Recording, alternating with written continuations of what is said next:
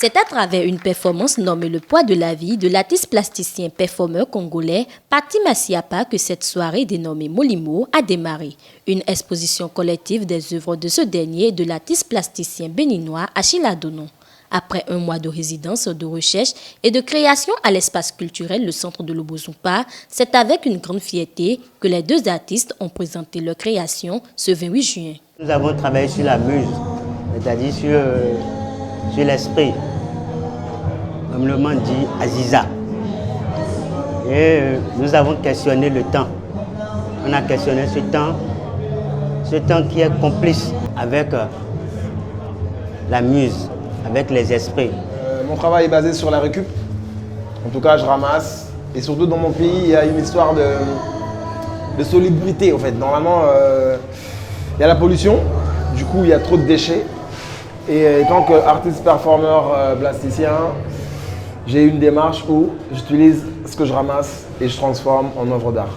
Une réussite pour l'espace culturel, le centre qui a su réunir deux pays frères, le Bénin et la République démocratique du Congo, à travers ses créateurs. Cette collaboration a permis aux artistes de mettre en dialogue les démarches artistiques et d'aborder la notion de l'esprit comme un principe immatériel et la muse comme une énergie incarnant l'inspiration. Tout ceci à travers la thématique Molimo. C'est un brassage entre ces deux pays frères, le Bénin et la République démocratique du Congo. Les artistes ont développé la thématique esprit et muse du début de la salle de l'exposition jusqu'à la fin. Toutes les œuvres parlent de cette thématique-là. Donc il y a une véritable symbiose entre ces deux artistes. De la peinture à la sculpture, en passant par les performances et installations, les participants de la soirée n'ont pas regretté leur présence. L'artiste Adonon, c'est un plaisir de le redécouvrir, de voir que son travail au jour le jour, ça prend de l'ascension et que les dimensions qu'il aborde, c'est magnifique.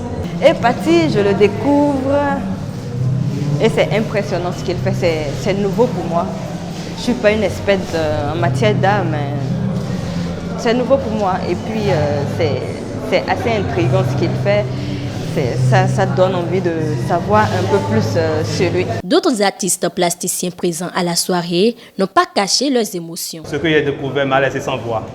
Sur cette exposition, je reste convaincu que les mots seuls ne vont pas suffire pour affirmer mon ressenti. Parce que c'est des émotions que pour moi qui est indescriptible. Je me retrouve dans l'univers, c'est-à-dire ce que chacun de nous est venu faire dans le monde.